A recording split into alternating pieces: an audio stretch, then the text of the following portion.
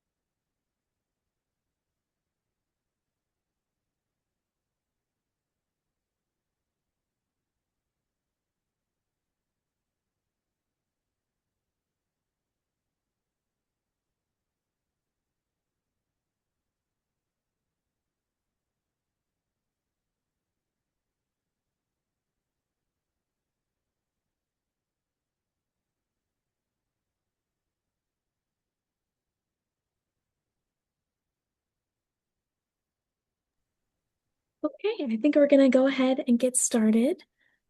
Very quickly, I would just like to address a question I saw in the Q&A section. Will we be sharing slides after the presentation? So I can make sure that the slides are attached to our YouTube channel. So we will post this webinar on our YouTube channel. And then in the bio section or in the description section, you will be able to find those.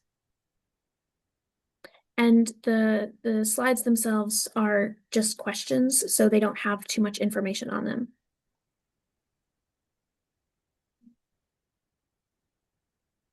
So let's jump in and get started. Good morning, everyone. My name is Sarah Marshall. I am the King County Disability Consortium Coordinator with the Disability Empowerment Center.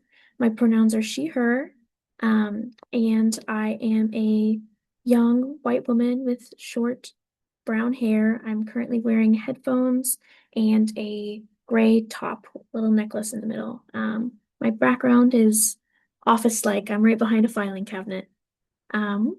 So just to go over some accessibility information, we have captions through Zoom. So you can go down to the bottom of your little toolbar and click Show Subtitle to turn them on. They are also running at captionviewer.net.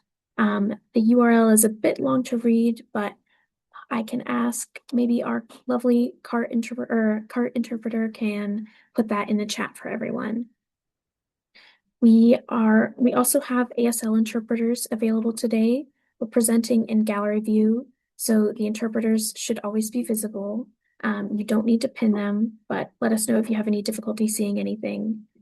So if you need to pin them, it could always prevent you from seeing the active interpreter after an interpreter change. So we have some lovely DEC people who hopefully will be able to troubleshoot as the webinar is going on. You don't need to be on Zoom to access this event. We will read all questions out loud and voice any images on the screen so that the content will be available to individuals calling in on the phone or who cannot see visual content. This event is being recorded, and like I said just earlier, we will be posting it on our YouTube channel. I would say it typically gets posted about a week after the webinar. So we will be asking questions throughout the webinar, and then towards the end, we will have a time set aside for Q&A. And so there is that lovely Q&A tab at the bottom. So as the webinar is going on, if you have any questions, I would highly recommend and ask that you type them in there. And then when we move on to our Q&A section, we will have our panelists hopefully address some of those. And then finally, we use both person with disability and disabled person interchangeably, recognizing that different people have different preferences for person first or identity first language. And so with that, I'm going to give a little introduction for our understanding ableism. Disability researcher Ian Langtree defines ableism as a complex system of beliefs, practices, and institutional structures that position disability as inherently negative while simultaneously privileging non-disabled bodies and minds as the standard against which all others are measured. And so, with this definition in mind, the Understanding Ableism series was created to explore how ableism shows up in our policies, communities, and everyday interactions. Each session brings together community members and advocates to share lived experiences and practical knowledge with the hope of helping us all move toward a more inclusive and accessible King County. And so our topic for today is on emergency preparedness. And while I think our audience members might have varying degrees of familiarity with emergency preparedness, I've found that it's often talked about at a systems level. But for many people with disabilities, it's a deeply personal experience that is often shaped by access needs and everyday realities. And so we hope that today's conversation invites us all to think a little bit more critically about what preparedness means, who it serves, and where gaps still exist. We hope to explore the challenges of planning for disability within emergency systems, how individual needs intersect with broader protocols, and how approaches like universal design can help create a more inclusive and effective response for everyone. And so, in a moment, I will upload a PDF of the questions we'll be asking to the chat.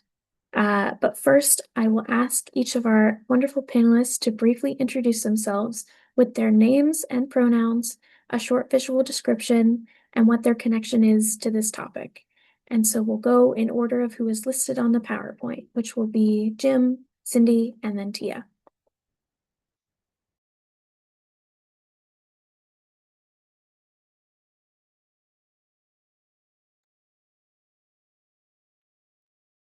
Hello.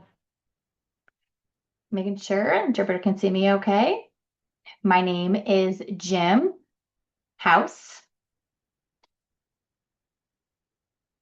I am a male, glasses, thin hair, mustache, green shirt, green background with CIEP logo, top corner. CIEP stands for Coalition on Inclusive Emergency Planning. That program is under Washington State-wide Independent Living Council. And it's been doing it for 11 years. CIEP has really grown and expanded and brings individuals in as to what we call accessibility and functional needs for people with disabilities and different individuals and how to approach and respond to emergencies. I'll elaborate more on that later, but I'll give it over to Cindi.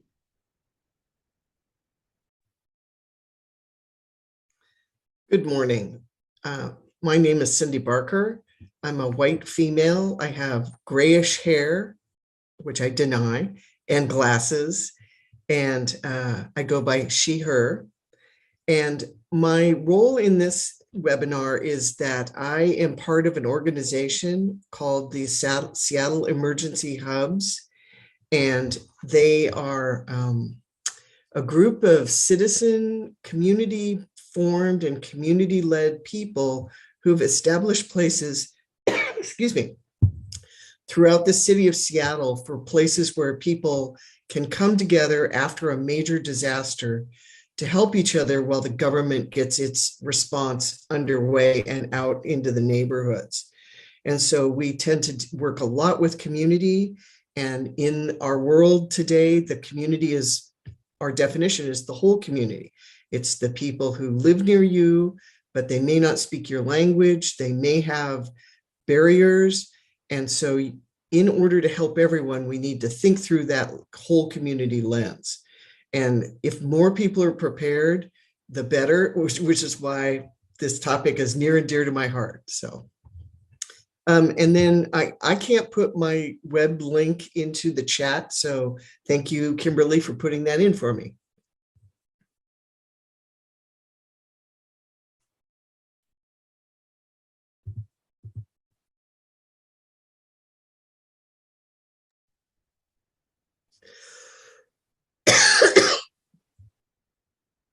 Hello, my name is Tia Bellew. My pronouns are she, her. I am a young woman with auburn hair. I have a black top on and a blurred screen with Office behind me. I am an AmeriCorps member like Sarah. I'm serving here at the Disability Empowerment Center as an emergency management coordinator. It is a new role, so it's very exciting. And previously, I had done AmeriCorps with an interagency partnership with FEMA. And so I was able to respond and do different things through FEMA's organization. And I'm still an early career emergency management. So I'm really excited to learn more with all of you and contribute what I do know so far.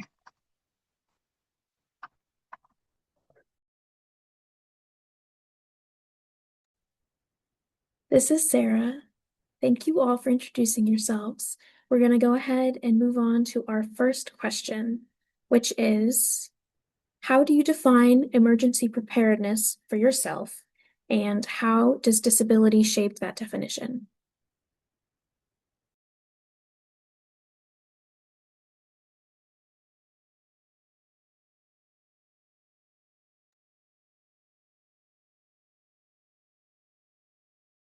Okay, this is Jim. So to start off, I would like to say that how I would define it, it's between emergency causes and emergency management. So there's two parts. Emergency causes is more of based on the individual and how I can have a plan to respond to that emergency. When it comes to emergency preparedness, um, having the backpack, knowing what the plan is if you need to evacuate, being able to communicate with family, and that kind of thing. It's individual based when it comes to emergency preparedness. And then there's emergency management, being able to take a different look at it and what are the services? What is the plan for the whole community? And emergency management and the planning, it's for you, but now it has changed and it's nothing about us without us. So that means all individuals that are disabled, people who don't have access to a car, or they are homeless. Person who has a broken leg. They're functioning as a person with a disability at that point. So there's big group of individuals who it's for everyone. It's not just the small group of individuals. It's the group planning, and without them, then you're only planning for 80% of those in the community. So we want to include access and the functioning needs based under those different categories of communication, stability, health, independence, self-determining, resilience, safety, transportation. CMIST is the acronym. And back in December, we had a huge rainstorm, lots of flooding happened, and there were a lot of people that were disabled that were impacted. And me personally, I had the alarm going off, and there was very quickly flooding that happened. and there was some flooding happened in Renton is what the alert was that I saw. And the levee had broke there in Tuckwater. And so there's people that were evacuating. You can see it on the map within that radius of any of those that are within that radius. And there were some homes within 1 mile and some that were outside that radius of the flood zone. So then later the map shrank down, ended up being small group of those that had to evacuate. But all of those experienced that freak out moment and making sure that they had to have everything ready and everything, I mean, really ready to go. And so people are reaching out to me and it's like, okay, why wasn't there an interpreter there? And it's like, oh, okay. So then I had to respond to that and notify the government's office and talk to them. And another thing was from the Office of the Deaf and Hard of Hearing had reached out to me and was like, hey, help, how can I reach out to the client? They're so far away. They're having flooding at their home. And so it's providing those resources in those counties where the clients are. And then later on, they were able to reach out to them. Everything worked out. Had called every day to have our meetings to find out, what were some of the issues in regards to evacuation or in regards to recovery centers, disaster centers, and how to make sure those individuals that are disabled, they have all the access to all the services. And for me personally, it was communication and getting that information. But again, there's lots of other issues there's lots of layering when it comes to that. So that's my answer.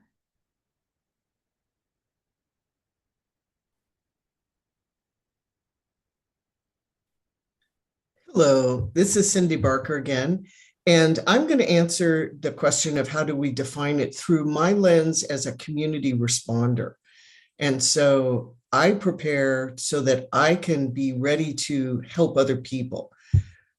I live with a partner and he used to work at FEMA, so he is well aware that like when the big one happens, he's on his own. So that's a little unique, but it really applies to all of us in community because if we can help other people, we have to be prepared to do that. So my preparedness is all the basics, everything that is advised. And in the Northwest, it's more likely that we will be staying in our houses or at least nearby, as opposed to evacuating in front of a hurricane.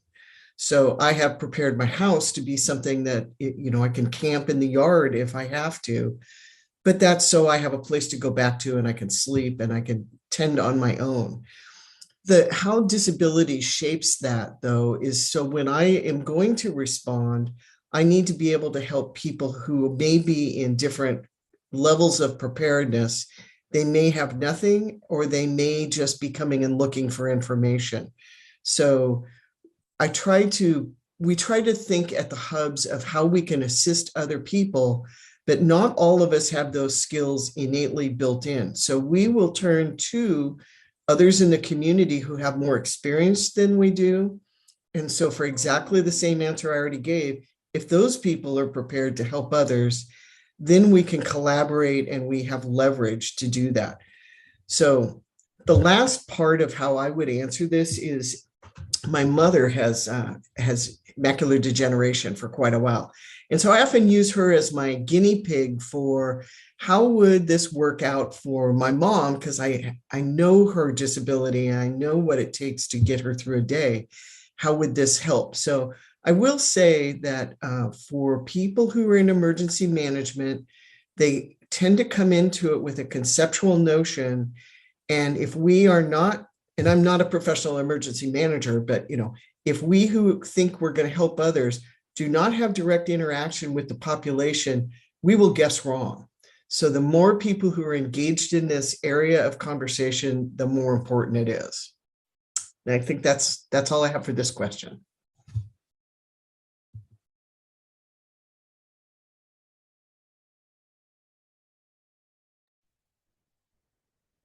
Cindi, I think you touched on a great aspect that everybody is affected in these disasters, and we have to, Jim, also, we have to all come together and be helping each other. And part of that is having access to resources, information, and all of these things that set us up for success before, during, and after an emergency.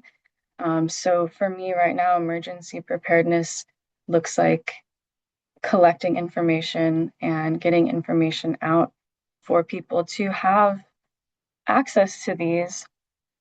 And it's kind of easy to create information silos where maybe it's talked about on a system-wide level or within different groups that meet and everything. But having talks like these and conversations like these really brings together the whole community, which, of course, it looks different for everyone, and um, everyone's own lived experience is different and shaped with disability or without disability or with different needs, with loved ones in your life. Like my parents similarly have different needs and things in an emergency. So being able to not only prepare for myself and my family, but knowing that there's a much larger community and we have to have whole community preparedness if we're all going to succeed and get through these disasters.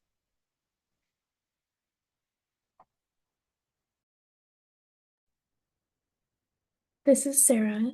Thank you all so much for your responses. I think you all touched on something really important, which is kind of the difference between individual preparedness and systemic preparedness.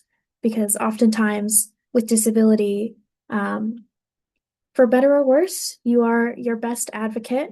And while it's really important to try and make our systems of emergency preparedness as inclusive as possible, it's also important to, I think, whether you're thinking for yourself or for others, have an idea of what it looks like to have access in times of emergency. And so with that, we'll move on to our next question, which is, what challenges have you seen or encountered when planning for people with disabilities during emergencies? And so we'll start with Jim.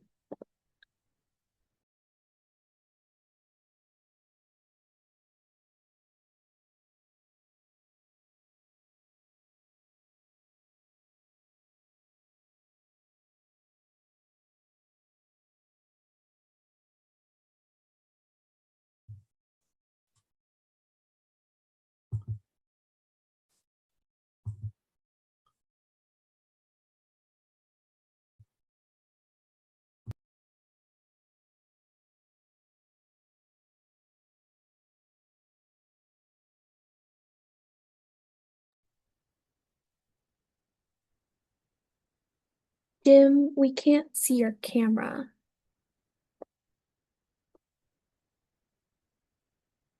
Okay. This is Cindi. Would you like me to jump in? Sure, Cindi, why don't you go ahead and then I will troubleshoot with Jim. Yeah, thank you. Oh, nope, he's back.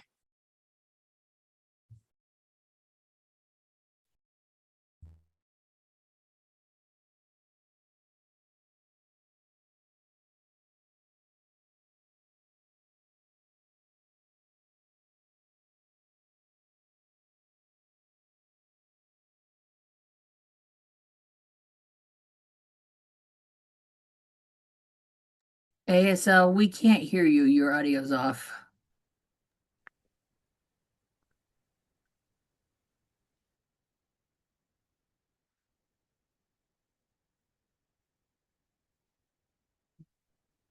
Sorry, we had the camera issue and now the mute.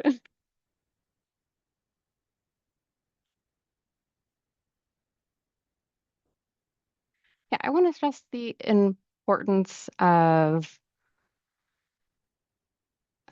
having all of these different inputs into the preparedness itself, because if not, that does add stress to the first responders. And oftentimes the first responder is, they're like what's to Cindy's point, they're to serve the community at large.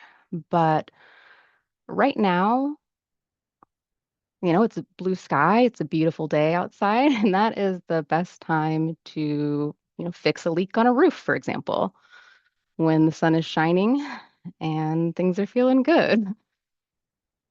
The former President JFK, the interpreter, just a moment to clarify.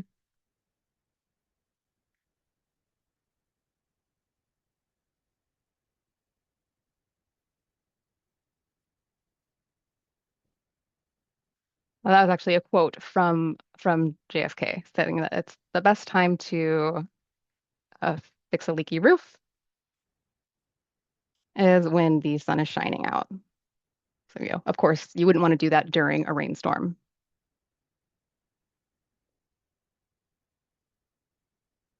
So that same idea applies here. The best time to get involved in preparing for an emergency is now. So building a kit, joining a class or taking a class that is offered in your community, oftentimes for free. Taking a CERT, Community Emergency Response Team, joining that team, they give and teach skills, fundamental skills when it comes to health and responding to community needs in an emergency, whether that be an earthquake or flood. Oftentimes it does take some time for the government to respond at scale. Just this past December, when there were heavy rains and flooding, FEMA made an announcement that there was some funding for individual support for the communities that were affected by the flooding, but that was 6 months later. So they made an announcement, and up until that 6-month mark, there wasn't anything available. So often these emergencies are happening in a local community, and then it will take some time for the state to get involved, and then for those efforts to grow to reach the federal level where the state can ask for the situation to be declared an emergency. So that process can take at least 4 months. And that means that folks are kind of on their own in the beginning following an emergency. But there are ways that people can support each other, that CIEP, through the state. There are supports there in order for them to access that initial recovery. I mean, it really takes several years for recovery and in many cases for a lot of people. So looking at things that have happened, some certainly unexpected. For example, not having interpreters. And that could be because the interpreters would be also affected by this emergency and aren't able to be there. Maybe the highway isn't accessible, phone lines might be down and inaccessible. So oftentimes that also takes a while for folks to work within their communities to get those supports. There are some policies and discussions happening in several counties. They have their own plans for emergency preparedness, like shared disability resources. And those are often shared on a local level for emergency management. Some, are already aware of, and some I'm not. But many have to do with accessing functional need programs. That one has been around for quite a while, and it's a robust program. There are a lot of resources here. Joining CIEP, we have weekly meetings that we offer. If you're interested, please do contact me, and I'm happy to get you started in attending those meetings.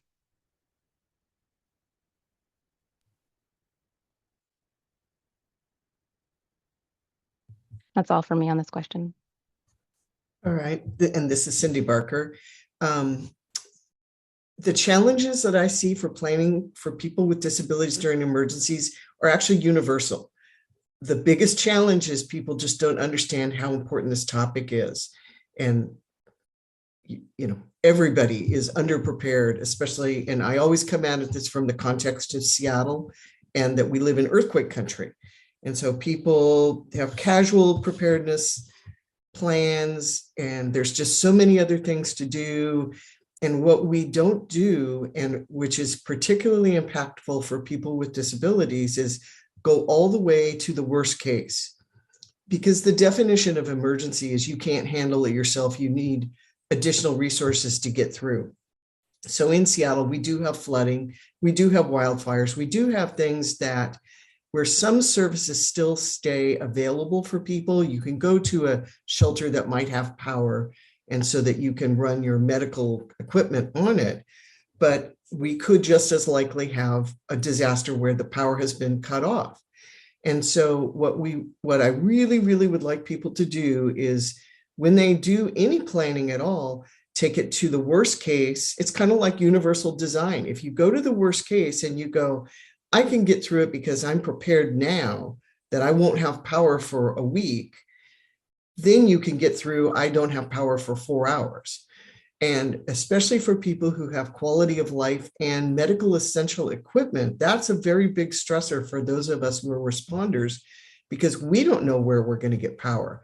And when somebody shows up and says, I'm on a kidney dialysis machine and I've got to get this thing powered up within the next 14 hours, or there are severe consequences, that will be our priority over someone who is saying, I use my cell phone as an interpreter, but I need power. We're going to have to make some important decisions. And so the more people take steps to provide their own power, have their own backup batteries, have their own backup medications, because we don't think pharmacies will be open either. Go to the worst case, plan for that. And then again, you can get through anything. So it's the fallacy of it'll just be a little disaster and I don't have to do much in depth. Make yourself be as robust as possible. Go all the way. Think through what it is you need and what you absolutely must have. I think that's all for me.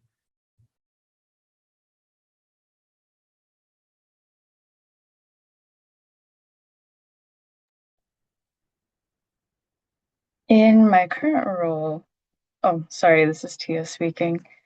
Currently, I am working on collecting and dispersing information for people to plan and prepare.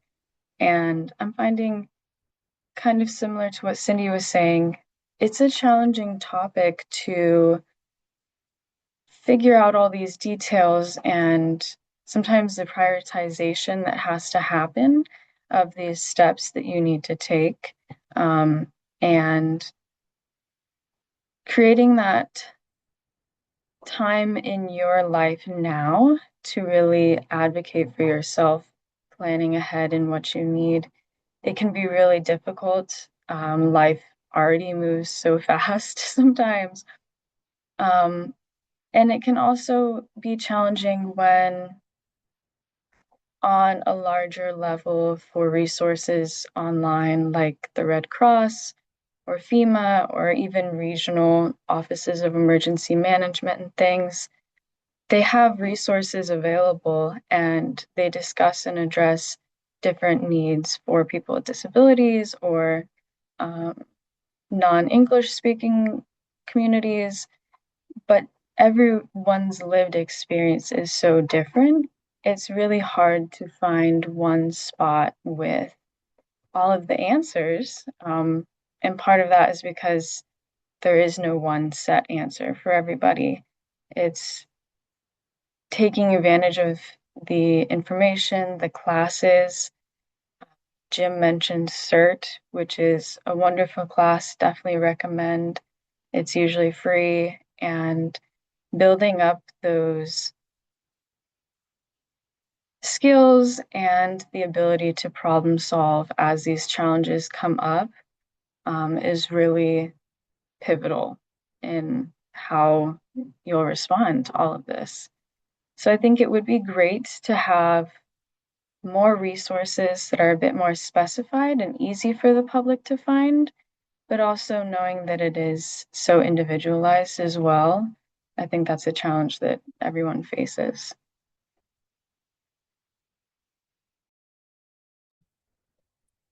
This is Sarah. Thanks to everyone for your responses. It's kind of a perfect segue to our next question, Tia, what you just said about individual needs. So with that, we will ask our lovely panelists, how do you balance individual access needs and accommodations with larger emergency management systems, protocols, and procedures?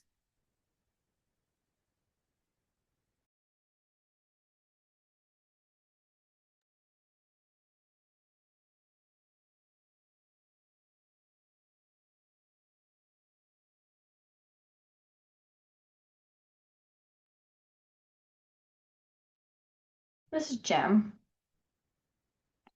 Just remember one thing to keep in mind. During a disaster, media, civil rights, laws, disabilities, rights, so forth, they can stand strong and not really break down. They are fierce. So now understand that there's still rights, still requirements, still alerts, accessibility alerts. There's the need services and accesses. There's different services out there. But at the same time, when, like, let's say, if there's all hell breaks loose, it's just a disaster, and you're at that point. And, it's, can I survive on my own without, XYZ? And maybe there's no interpreter available for a few hours or a few days. It's how can I communicate? And I have to think outside the box. And that's one thing what CIEP does recommend. There's gesturing training where it's starting that and where it's trying to think in what can you do to be able to get things started and being able to have communication without that breakdown. It's, oh, there's no interpreter. So then it's you learn how to communicate, thinking outside the box through different ways without having to learn a whole new language. It's not the right time to learn a whole new language, to learn ASL. It takes 2 to 3 years before you become efficient. And so, there are other ways to communicate. The other thing is having backup space and once you're involved with emergency management, emergency planning, being involved, actively involved, take classes. FEMA offers multiple classes, like Tia pointed out. There are multiple FEMA classes, and they are all free. And you can learn from that, the basics you can learn. And then you just build up knowledge from there, and you can get more interested. And what do people need? You have to think about that question. So in the back of your mind, if you have resources, being able to have those connections with the resources, it's what we do here is we have connections that we connect each other to those around so others can ask another person for support and rely on each other. Often it's coming to me about where's the interpreter, and then I'm trying, without an interpreter, but I will find a way to work around it and be able to provide those connections. Either way, I will do that. And so that is all for me on this question. This is Cindi Barker. That is such a perfect segue, Jim, into the points I wanted to make. We hold professional emergency response people to the highest standard. They have to meet the laws. They were written for a reason. They need to do the best planning and prepare to do the best response they can. But like Jim says, when it everything breaks loose and they are not present immediately, we're all going to have to be adaptable and do what we can. And I don't know if I've stressed enough yet that you will be wherever you are at the point of an earthquake-like disaster or even a power outage, because it may take a while to get home, you will be with whoever you are with. And so you're going to be working together collaboratively. And if you are at home, if you have neighbors who know about you and your personal planning has engaged those folks to say, let's all look out for each other. How can I look out for you? How can you look out for me? Because your neighbor might be a senior who could use your assistance. Those are the ways that we are going to plan to get together on that more informal, hey, we're just making it up as we go along. The good thing about the emergency managers who plan at the professional level is they often share their best practices with community members who are thinking about, well, if we have an earthquake and I have to set up the local church as a shelter just to get people out of the rain, I absolutely know it will not meet ADA requirements. It may be a church that wants to build a ramp into their basement next year, but they didn't get, the funds haven't come through. We're just going to have to use that facility as is and make do. And that's where part of planning is, if you can be part of the solution that says, oh, here's how I've seen makeshift ramps be built before. Come with these solutions that you've had to, just by virtue of the life's not perfect and we all have had to do workarounds, apply those to help people get through until the real shelter gets set up and you actually have much more supportive personnel in place. So I think we absolutely should drive, and groups like CIEP are so important to drive the professional desire level and then share those best practices down to the local level, and that everybody who is thinking about, it's blue sky day, I want to make my plan. If I had to go shelter in my neighborhood, where might I go? So those are the sort of questions we could think ahead of time. I think that's all I have on that one.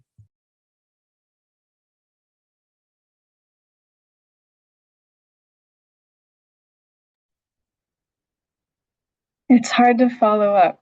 Both Jim and Cindi have made amazing points. And I don't want to reiterate anything that's been repeated, but I really want to highlight community through all of this, but especially for this one. My little anecdote story for it is I was deployed in really rural Georgia after Hurricane Milton hit.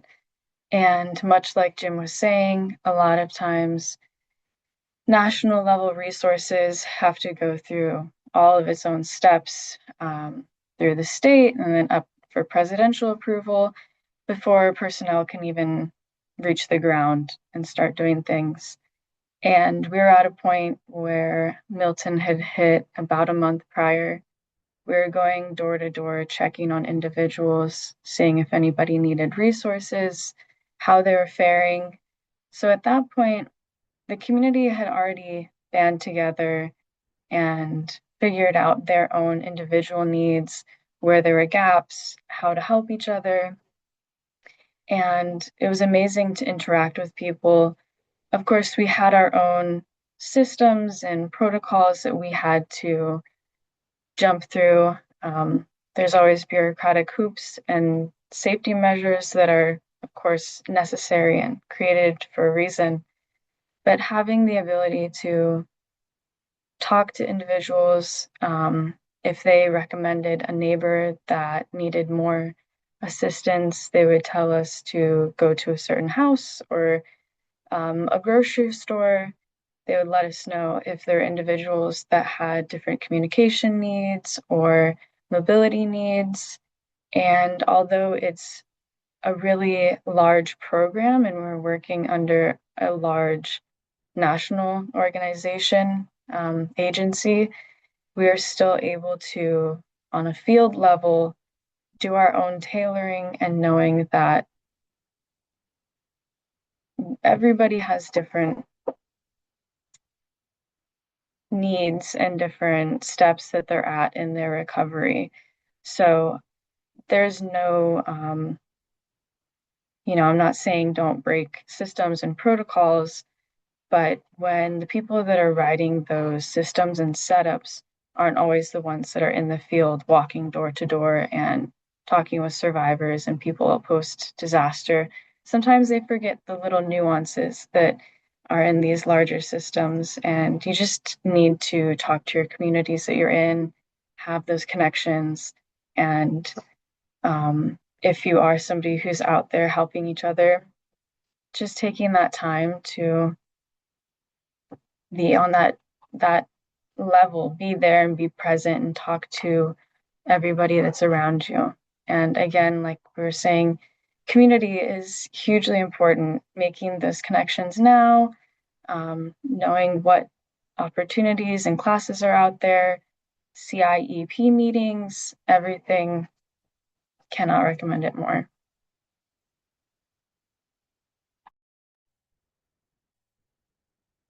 This is Sarah. Thank you all for your responses.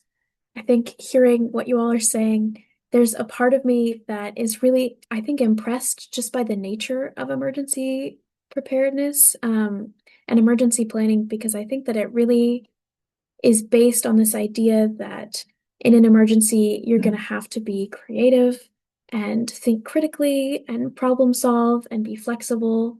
And I think that for a lot of people with disabilities, these are skills that you've just kind of been forced to develop, as you've had to accommodate yourself and advocate for your own needs. So it's good to have those sort of critical muscles built up already, because if you're thinking about all these ways you're having to live in everyday scenarios, hopefully that it's not too hard to apply those to similar emergency protocols or situations. So that's just something that all of y'all's reflections have made me think about. So we'll move on to our final question, which is, how can universal design principles be incorporated into emergency preparedness to ensure that all individuals have equal access to emergency services, excuse me, and can respond to and recover from disasters effectively?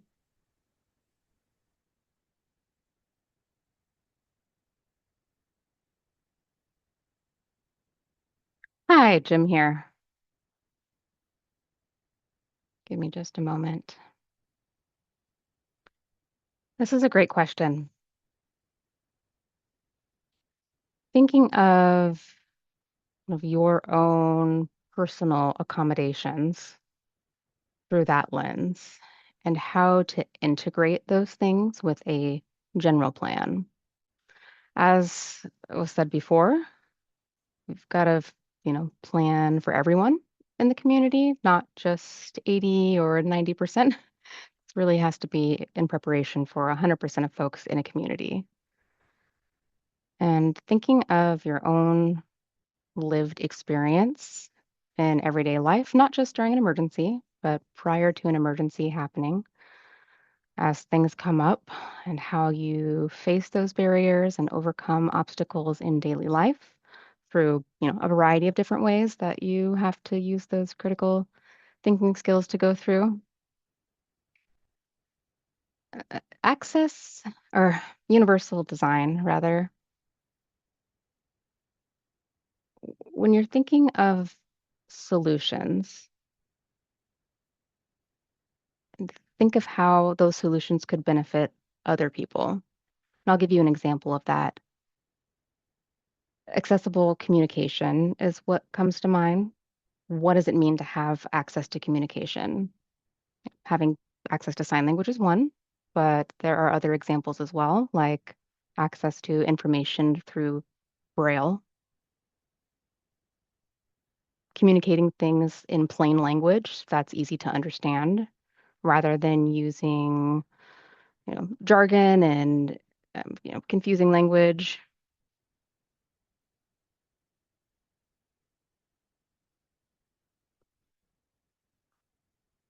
Rather than a military term, we use is hot wash, which is language that is um, acronyms and talking about ways and things that are not easy to understand. So through that feedback, using that style of communication in the military, that information is briefed and used to influence how disasters are managed.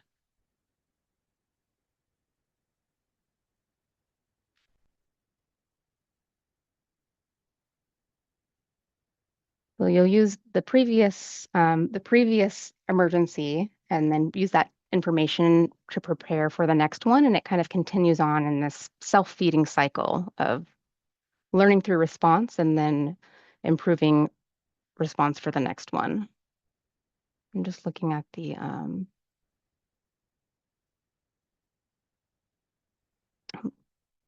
chat here about the kind of idea of a MacGyver fix, and I do really support that idea. I agree with that. Thinking outside of the box is definitely an important piece of this, and that's all I have for this last question. This is Cindi. I have somewhat of a simple answer to this one, being not in professional emergency management.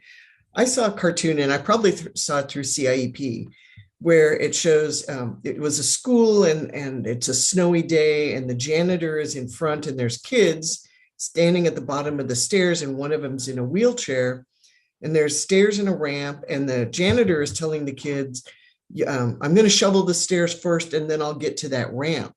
And the person in the wheelchair says, well, if you just shovel the ramp first, then we can all get in. And it was just like, it's just mind-blowing how humans make things so complicated. And we will always go to the most complicated solution, and we need to make sure we use universal thinking and go, what is the simplest solution for all? So it comes back to, how would I set up a shelter? How would I communicate? What is really what's going to be the most basic way that serves everybody?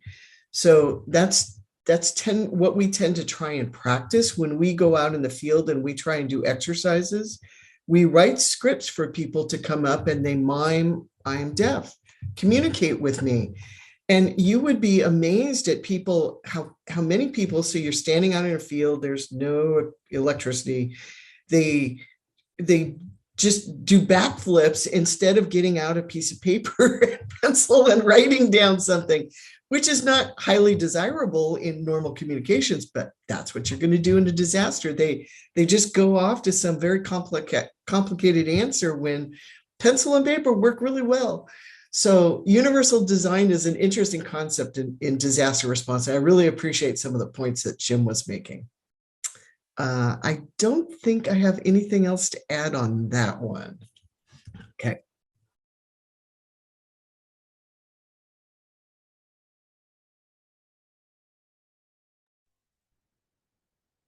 This is Tia speaking.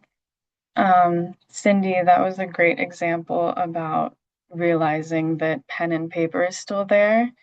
And sometimes we get so ahead of ourselves with anything that we forget that maybe we are used to one way of doing things, but leave it to a disaster or emergency to stop you from doing what you were used to, possibly, almost guaranteed. So I think in a lot of ways, there's been amazing incorporations of universal design, and there's still some great ways that it's playing out.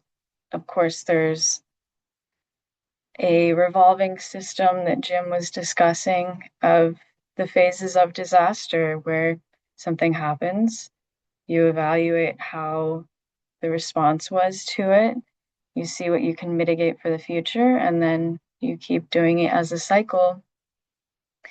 And it's really just the inclusion of everything, the steps that you're taking on a daily level, practicing different ways that you would respond to things, and how you can, maybe you're not used to one way of doing it, or maybe you have your own set of plans in your head of how you would respond, and then analyzing it and saying, oh, well, this would work for me. Would this work for my neighbor? If I were to encourage this or somebody else, how might that look? So again, it's kind of reiterating what you guys have covered. But I think just taking the steps to break it down to the most simplest form, like the pen and paper, and moving up from there.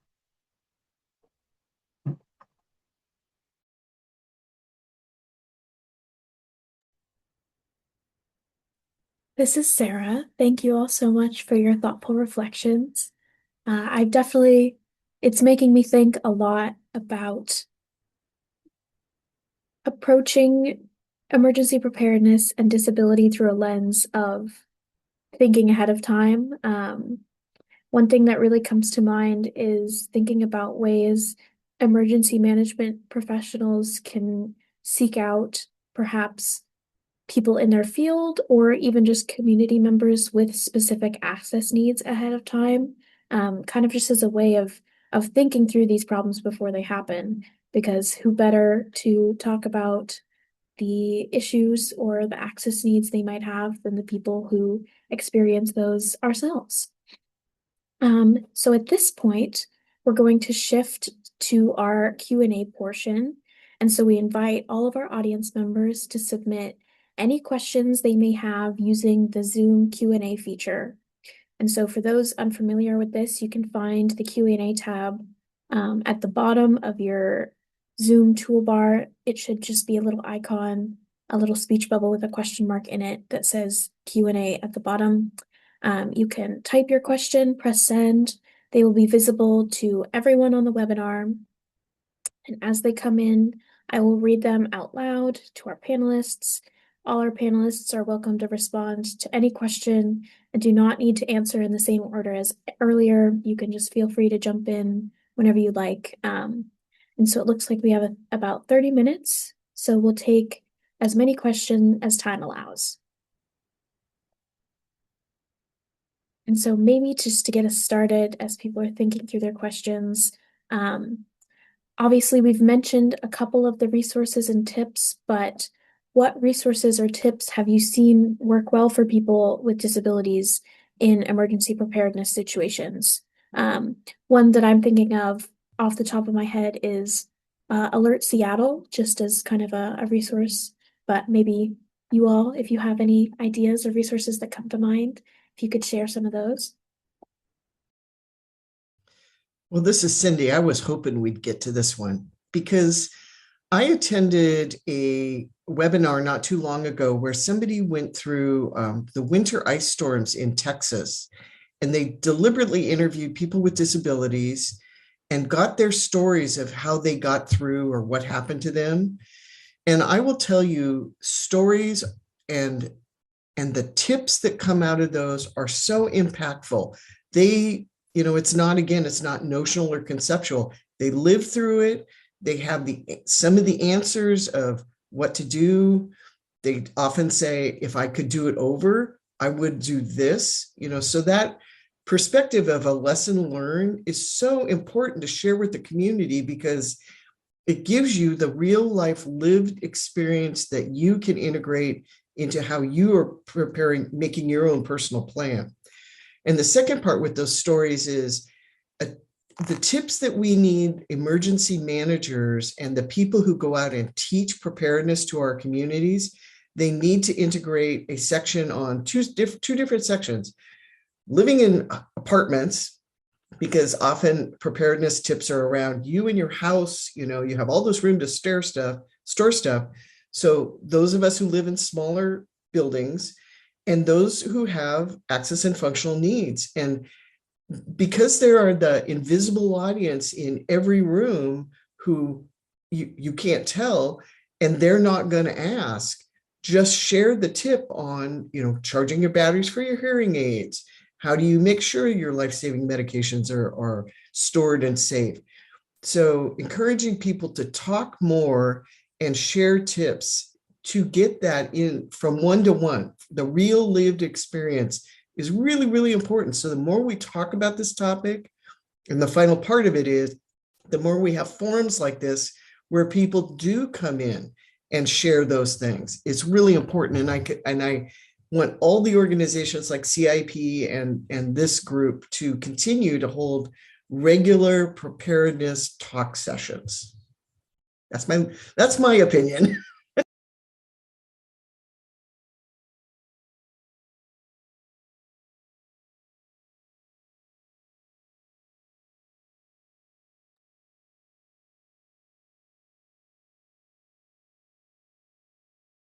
This is Jim. There are a lot of opportunities in emergency management. Hold on 1 second, the view changed.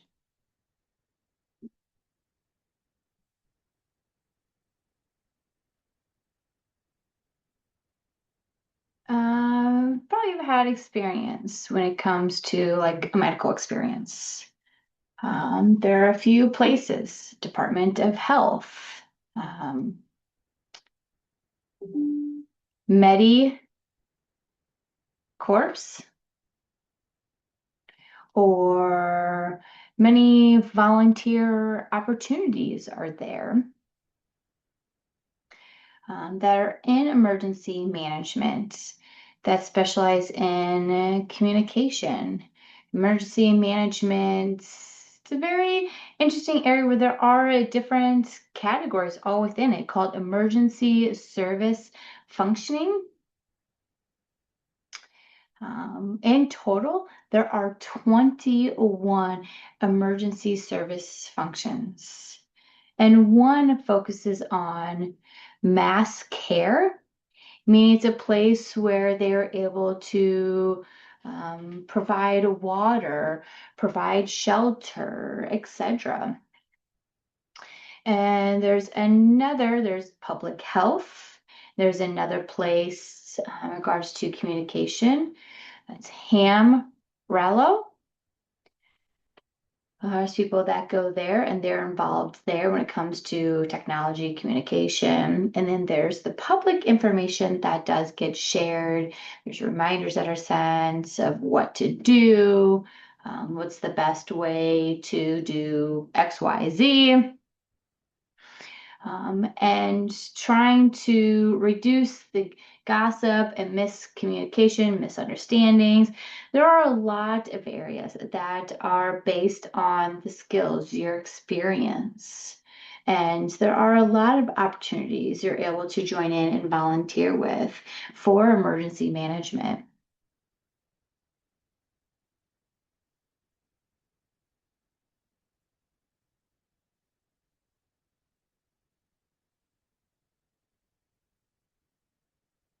That's all I have.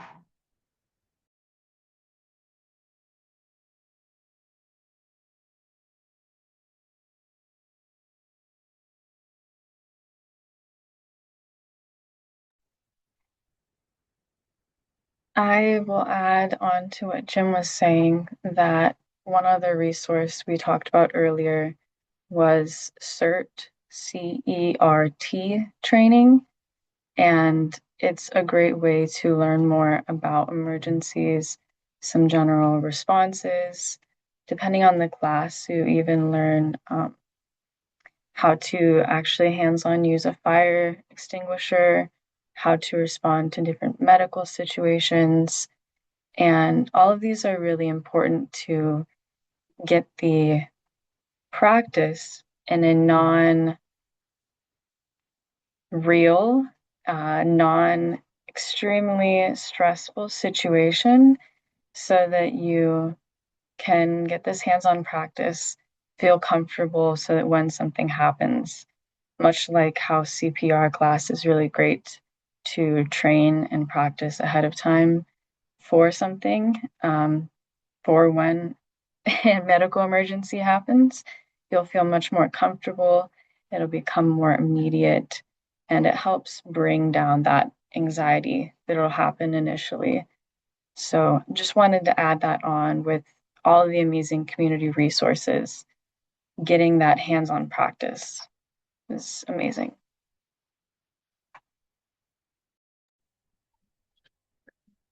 Thank you guys for your responses. I also very quickly want to highlight a lovely resource that Tia has compiled for us that you can find at the Disability Empowerment Center YouTube channel. She did a series of webinars on emergency preparedness, kind of with the lens of disability, that go over some of the challenges of living in King County. You know, what are the most common emergencies, things like how to put together a kit, what different kits are, the purposes of having one, the difference between long and short term. So if any of you have any interest in just sort of learning a bit more about that, you can find those resources on our Disability Empowerment Center YouTube channel. So we have a question from Kathleen Callan, who says, Wisconsin has a great handbook designed for those with disabilities to prepare for disasters, but it isn't in large print or braille. When I've reached out to them, they say it is an expense. This is my question. How do I advocate for those of us with low vision or who are blind that these are accommodations and not special requests? And it looks like we've had some answers typed out, but if any of our panelists want to address this out loud, please feel free to do so.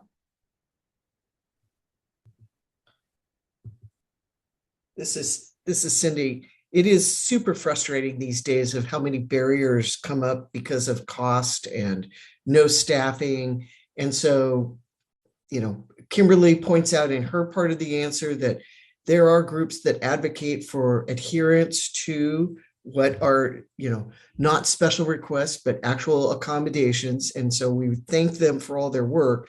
But meanwhile, you're still stuck with people who go, yeah, I don't, you know, we don't have the budget. So that's where you guys become your best own advocates to push them and say, but let's see if there are other solutions. And they often don't know these solutions.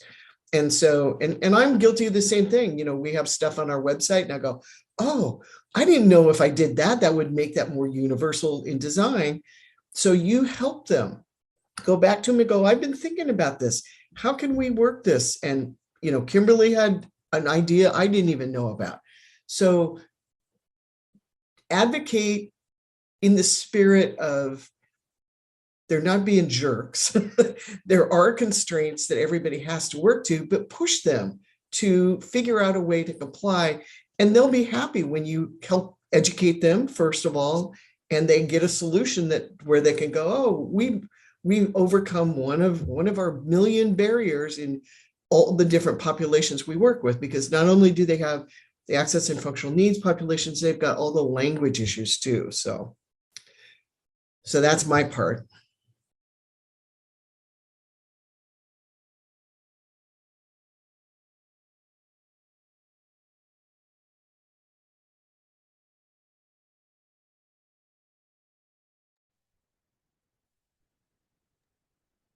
This is Jim. I just posted in the chat the beginning, the start of the ICS courses and how to respond to the systems with FEMA and where to take those free courses. So you can take a look at those and you can learn the basics of how to work within emergency management and ICS 100, ICS 200, 300, 700, and 800. And then from there, you can go on and take other courses and just follow what you're interested in.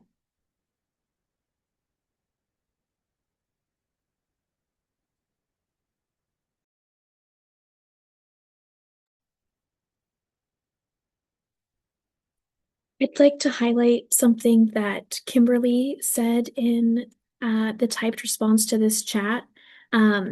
but she suggested that with things like wanting a large print or braille version, there is potentially a resource to create a BRF file.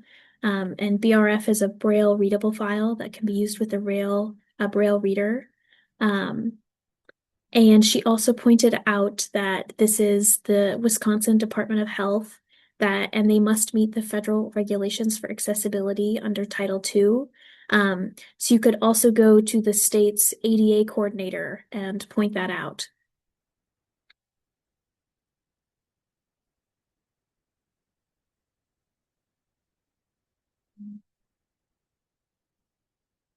Okay, it looks like we have another question. So this is for our panelists. Are there any specific emergency preparedness successes / failures you've experienced that you have found to be particularly enlightening in how you've chosen to handle or educate about emergency situations going forward?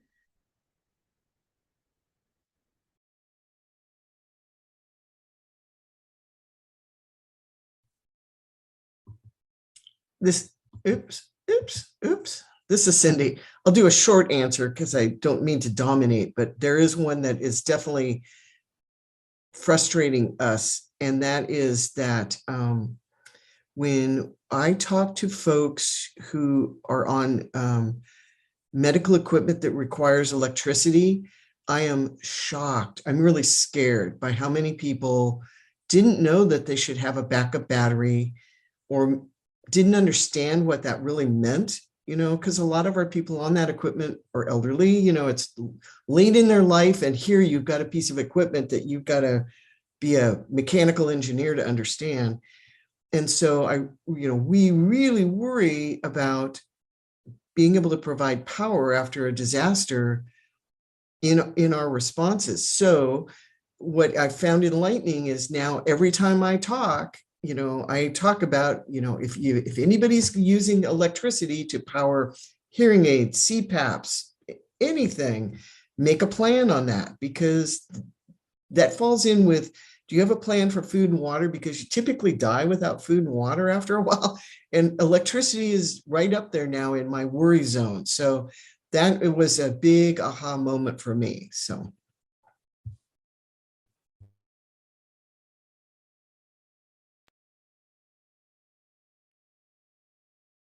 This is Jen.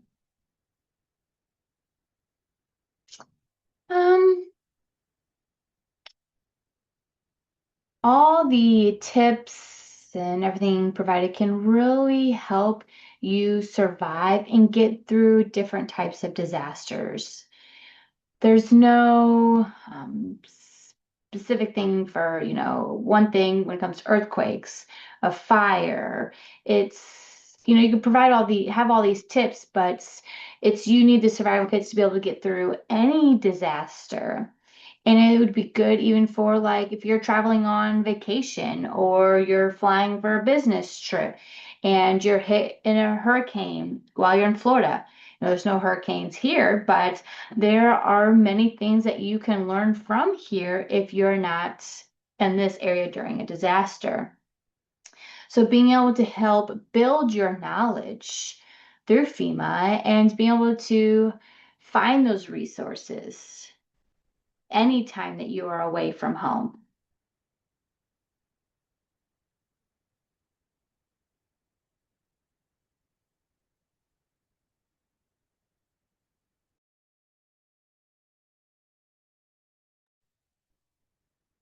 This is Tia.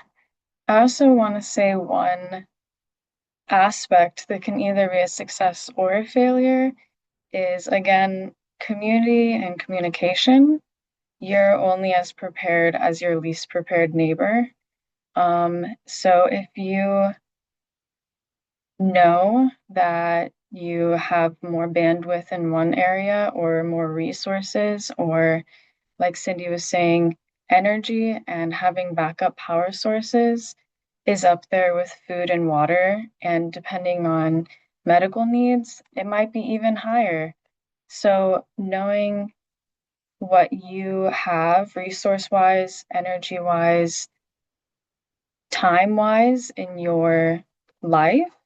And if you need more of something, creating those communities now, talking to your neighbors.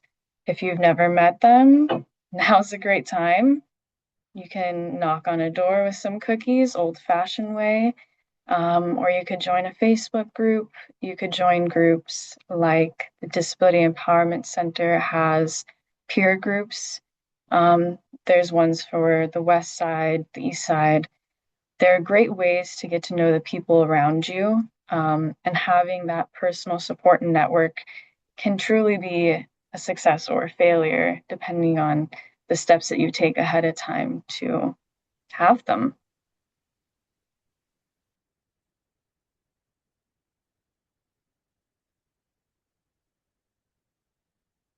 Hi, Jim here. Just wanted to add something in regards to interacting with your neighbors. Thinking about my next door neighbor who happens to have a deaf cousin who doesn't use sign language, just a little bit of finger spelling here and there. But we have a standing agreement to watch out for each other, and they'll let me know if something has happened here in my place. And in return, I, you know, I give something as well, kind of like a bartering system for my skills. You know, we share resources with each other and kind of barter the skills that we have. So yeah, adding to that, just recommending, finding those connections with neighbors. You could barter something like food or helping to care for animals. There are a variety of things that you can do to build those connections and think about what you can be sharing with your neighbors. And they likely have something they could share with you as well. I think that's the number one piece. It's really important to know your neighbors better.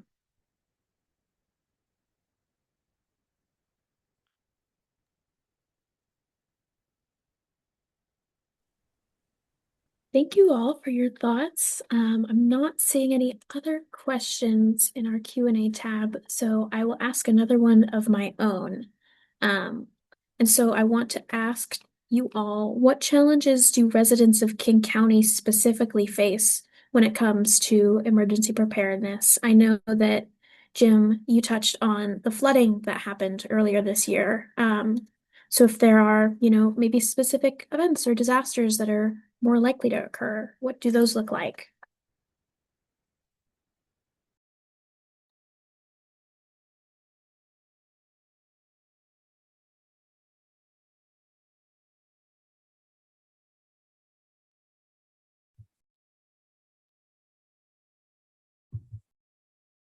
This is Cindi. Well, maybe I'll sneak in before Jim. Oh, before Jim gets up. I take that it's. Yeah, I was just popping in to say that I missed the question. Oh, Would you mind okay. repeating that question, Sarah? Yes, of course. So what challenges do residents of King County specifically face when it comes to emergency preparedness?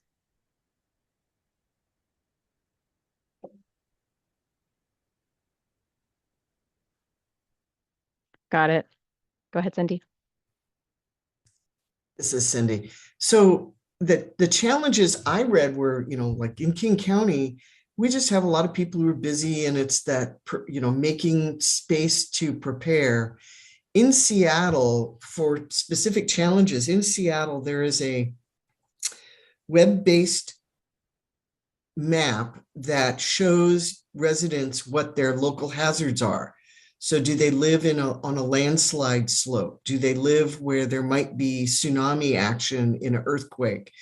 And so knowing those land-based hazards is one thing, but the world keeps changing, and we didn't think we would ever have power brownouts or blackouts here in the Northwest, but if we keep having drought, that may be a situation. So I think it is a lack of people understanding that the life disrupting hazards that live out there that you might not be aware of, which takes you all the way back to people going, well, why do I need to prepare? We don't have hurricanes here. And that's kind of where their thinking stops. So I think it's a lot about education, and then encouraging people to make the time investment, because if you spend it once, you're done. You might tweak it later, but it's a very good investment. But often it's not a fun thing to do by yourself. So how do we get people together to make it an energy building opportunity for folks to get interested and have good advice and then move forward and really put something in place for themselves? So that's what.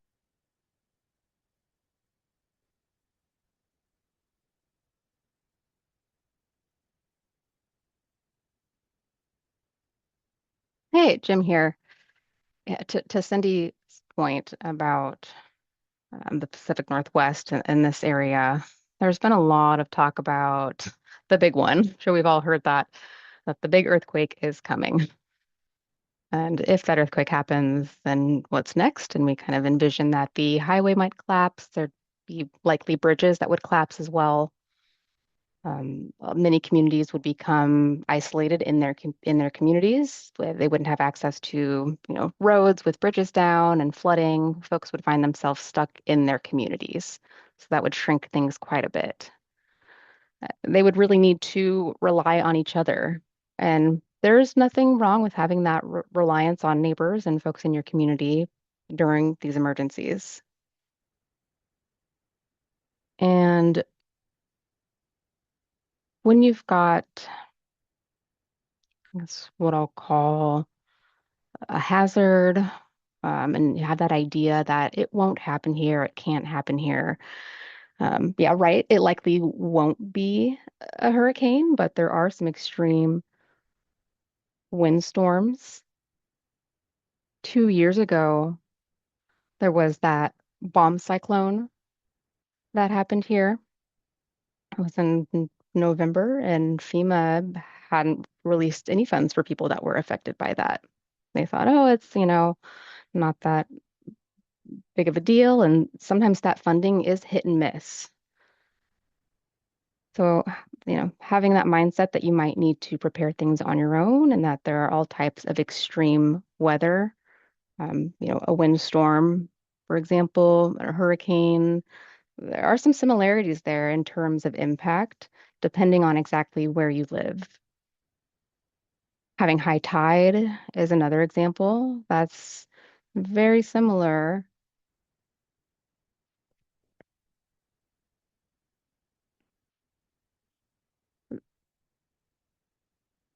Very similar as maybe a tsunami or extreme flooding. So there's a wide variety of things that are more applicable to certain areas that you might live in and hazards that could happen.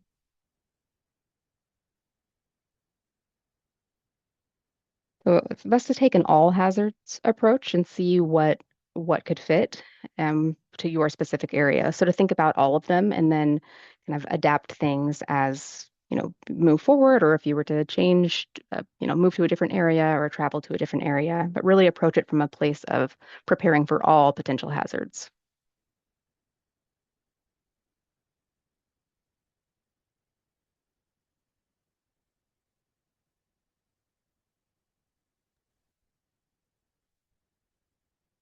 I think there's only one other thing that I would add.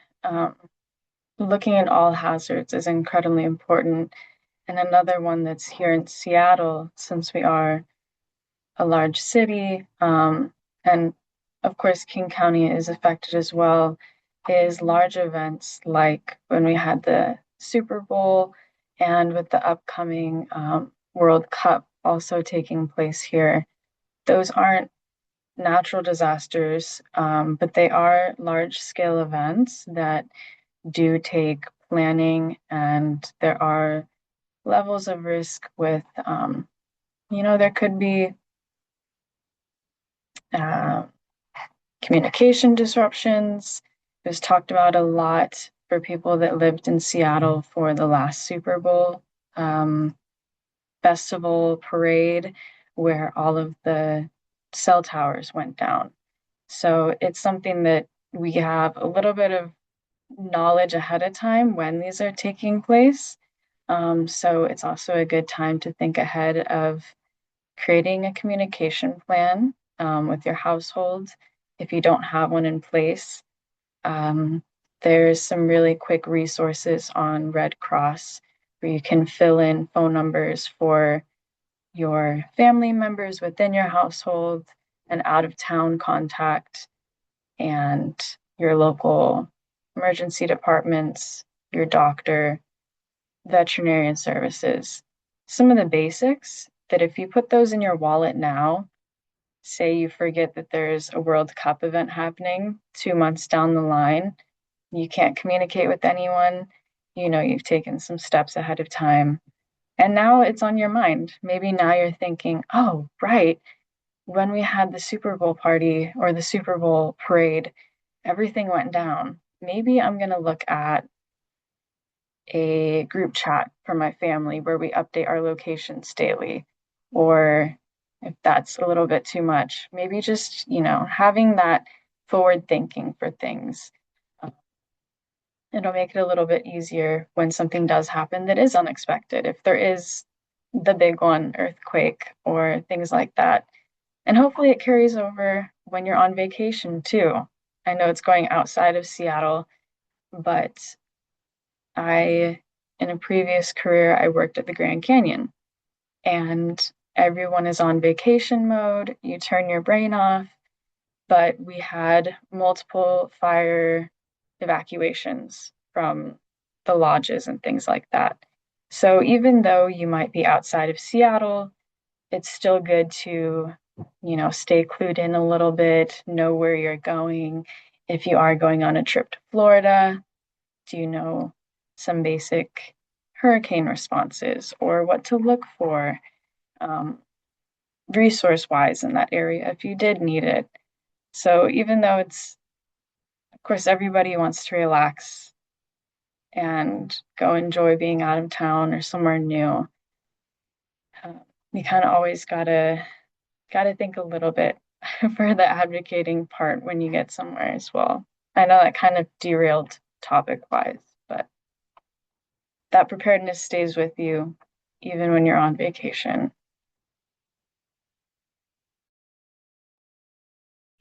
Thanks for your thoughts, Tia. I think that they were good in kind of pointing out the differences in events that can happen and how they can kind of inform emergency preparedness as a whole.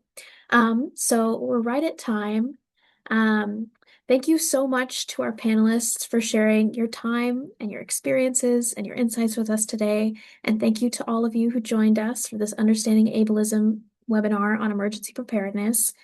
Before we wrap up, we would really appreciate your feedback. Kimberly has very helpfully put the link to a short post-webinar survey in the chat. You can also scan the QR code on the screen. It takes less than 5 minutes, and it's just a nice benchmark for us, so we know that the information we've shared is helpful and is useful to the people watching. A quick reminder that this session was recorded and will be uploaded to the Disability Empowerment Center's YouTube channel. So if you'd like to revisit the conversation or share it with others, you'll be able to access it there. And Kimberly has posted that link in the chat as well. We hope that you'll be able to join us next month for our Understanding Ableism webinar on May 19th, where we'll be discussing rights to reasonable accommodations, try and break down the request process, and share some practical strategies for self-advocacy. So thanks to all of you for being a great part of this conversation, and have a wonderful rest of your day.